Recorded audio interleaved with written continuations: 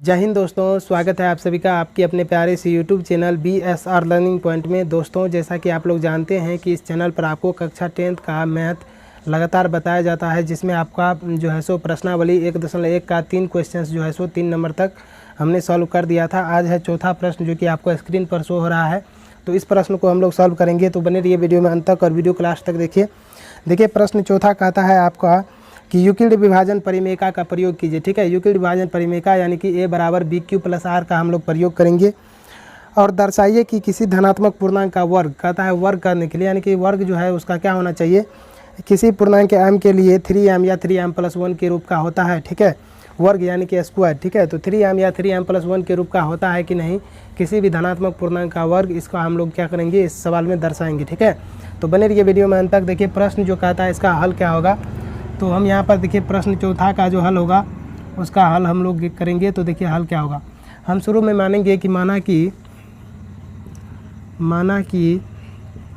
वह धनात्मक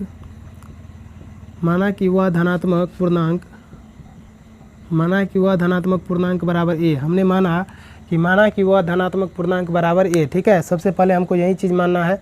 अब हमने वह धनात्मक पूर्णांक क्यों माना, ठीक है, यह वह धनात्मक पूर्णांक क्या होता है, तो आपको प्रश्न में दिखाई दे रहा होगा कि दर्शाइए कि किसी भी धनात्मक पूर्णांक। तो किसी भी धनात्मक पूर्णांक को हमने क्या मान लिया, ए मान लिया कि वह किसी भी जो धनात्मक पूर्णांक आ रहा है प्रश्न में, आपको देख रहा है प्रश्न, आप देख पा रहे हैं।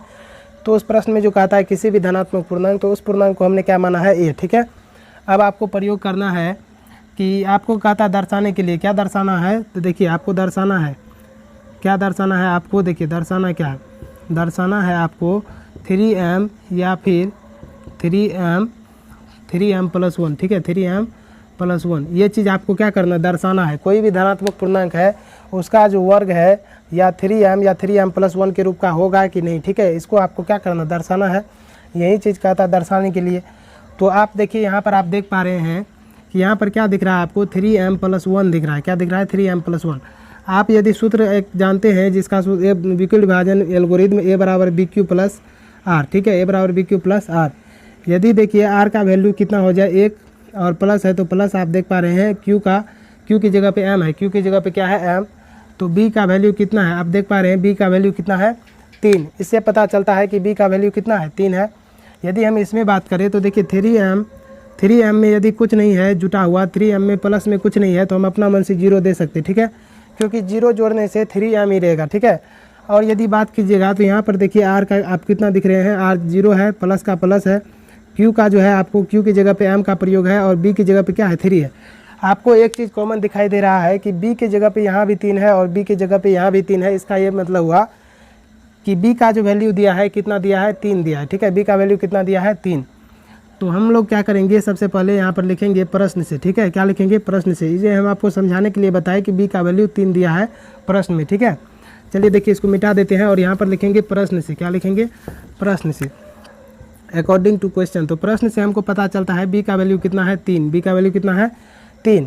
तो B का वैल्यू जब 3 है और वह पूर्णांक A है, तो 3 से यदि यूक्लिड विभाजन परिमेयका का प्रयोग कीजिएगा, यूक्लिड विभाजन परिमेयका। ठीक है, यहाँ पर R बराबर, देखिए R का वैल्यू क्या सब बन सकता है। हमने आपको बताया था कि B का वैल्यू यदि 3 है, प्रीवियस वीडियो में बताया था हमने आपको कि B का वैल्यू यदि 3 है तो R का जो वैल्यू होगा 3 से छोटा ही होगा। 3 से क्या होगा, छोटा होगा। कैसे छोटा होगा, यदि आप 3 से किसी भी नंबर में भाग देते, मान के चलिए हम यहाँ पर लिखते हैं यूक्लिड विभाजन परिमेयका। क्या लिखते हैं, यूक्लिड विभाजन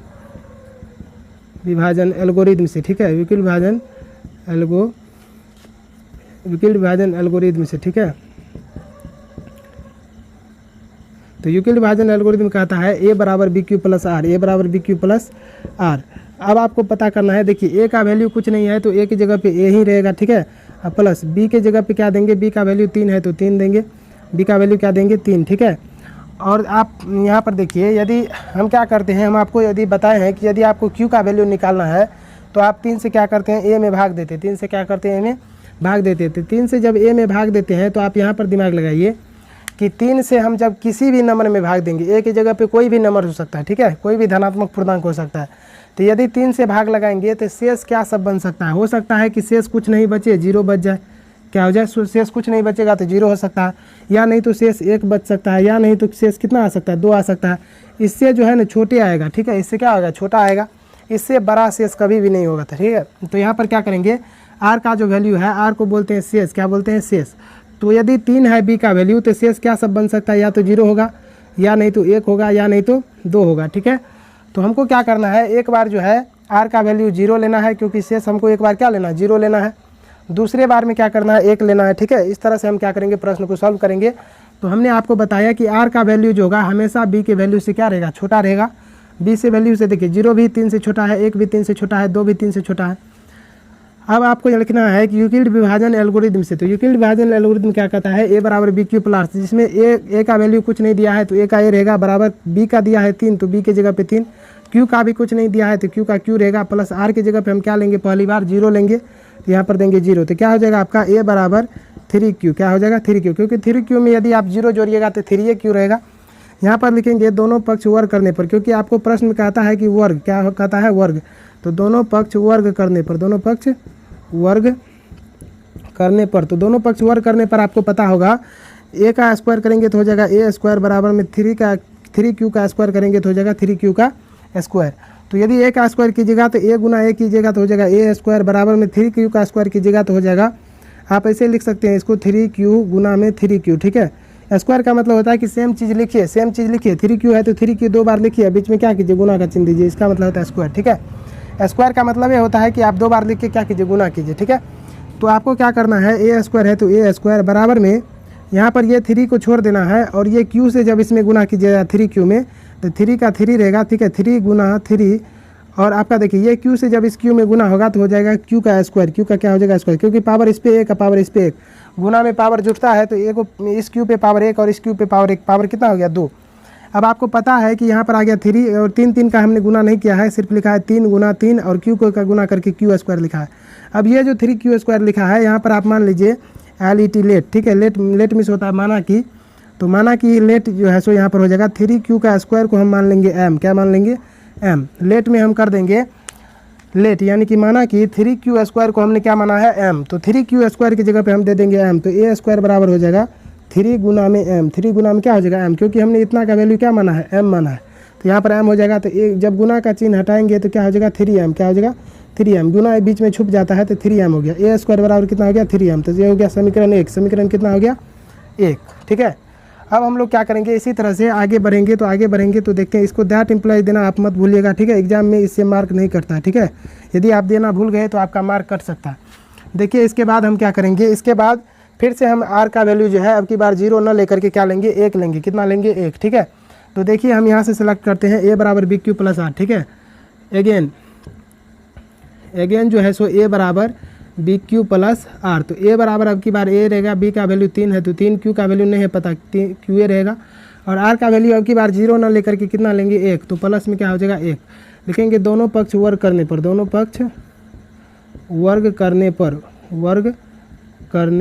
पर, तो दोनों पक्ष जब आप वर्ग कीजिएगा तो क्या होगा, ए का स्क्वायर, क्या होगा ए का स्क्वायर बराबर में 3q प्लस में 1 का स्क्वायर, 3q प्लस 1 का स्क्वायर, ठीक है। तो ए का स्क्वायर आपका हो जाएगा ए स्क्वायर बराबर में हो जाएगा, यहाँ पर जो टूटेगा ये ए प्लस बी के हल स्क्वायर पे टूटेगा। तो देखिए ए प्लस बी का हल स्क्वायर क्या होता है, ए प्लस बी का हल स्क्वायर होता है, यहाँ पर हम आपको लिख देते हैं, ए प्लस बी का हल स्क्वायर बराबर होता है ए स्क्वायर प्लस में 2ab प्लस में बी स्क्वायर, ठीक है, ये सूत्र होता है। इस फार्मूला पे हम इसको तोड़ेंगे तो देखिए हम थोड़ा देर के लिए मान लेते हैं इसको ए और इसको मान लेते हैं बी, तो होता है शुरू में ए स्क्वायर, तो ए का वैल्यू 3q है तो 3q का स्क्वायर करेंगे, ठीक है। उसके बाद होता है 2ab, तो 2 का 2 और a का वैल्यू 3q है तो 3q और b का वैल्यू कितना है 1, तो 1 देंगे, ठीक है।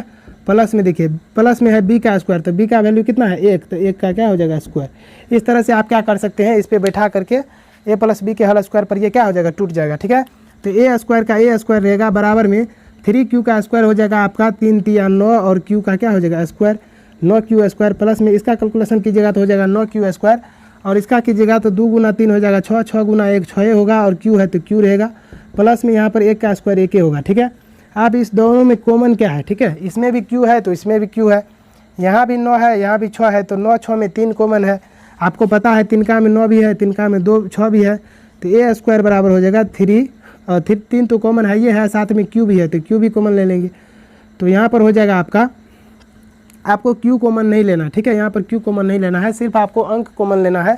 यहाँ भी इसमें भी 3 है और इसमें भी 3 है, तो आपको सिर्फ 3 कॉमन लेना है। तो 3 जब कॉमन लीजिएगा तो 3 का को कई बार पढ़िएगा तो 9 होगा। तो 3 गुना 3 कितना होता है 9, तो यहाँ पर हो जाएगा 3q², ठीक है। प्लस में 3 को कई बार पढ़िएगा तो 6 हो जाएगा, तो 3 दूना 6 यानी कि 2q, ठीक है। अब प्लस में 1। अब आपको जो ब्रैकेट में आया है कॉमन लेने के बाद जो ब्रैकेट में बच गया है इसको आप मान लीजिए m, तो यहाँ पर लिखेंगे लेट यानी कि माना कि, क्या लिखेंगे माना कि क्या माने हैं हम, माना कि हम माने हैं 3q² प्लस 2q को माने हैं m, क्या माने हैं m, यानी कि कोष्ट में जितना भी चीज़ है ना, उसको हमने क्या मान लिया m मान लिया। तो अब क्या हो जाएगा, देखिए m का वैल्यू रख देंगे तो a² बराबर 3 का 3 देगा और इतना की जगह पे हम रख देंगे m, तो देखिए m प्लस में 1 क्या हो गया 1। तो ये हो गया आपका समीकरण 2, क्या हो गया समीकरण 2, ये आपका आ गया समीकरण 2। तो अब आप देखिए आपको कहता था कि कोई भी धनात्मक पूर्णांक a है उसका वर्ग कैसा होना चाहिए, उसका स्क्वायर जो होना चाहिए 3m के रूप का होना चाहिए और उसका स्क्वायर जो होना चाहिए 3m प्लस 1 के रूप का होना चाहिए। जैसा कि आपने इसको सिद्ध कर दिया, इसमें आपको एगो फार्मूला का ज़रूरत हुआ a प्लस बी का whole square a² plus 2ab plus b², इसको आप याद रख लीजिए और यहाँ पर बैठाना पड़ता है आपको। साथ ही साथ आपका ये भी एक फार्मूला है a बराबर bq प्लस r, इसी यूक्लिड विभाजन एल्गोरिथम की सहायता से कहता था बनाने के लिए। और इसके बाद आपको क्या लिखना है, थोड़ा सा यहाँ पर लिख देना है कि समीकरण 1 तथा 2 से ज्ञात होता है कि किसी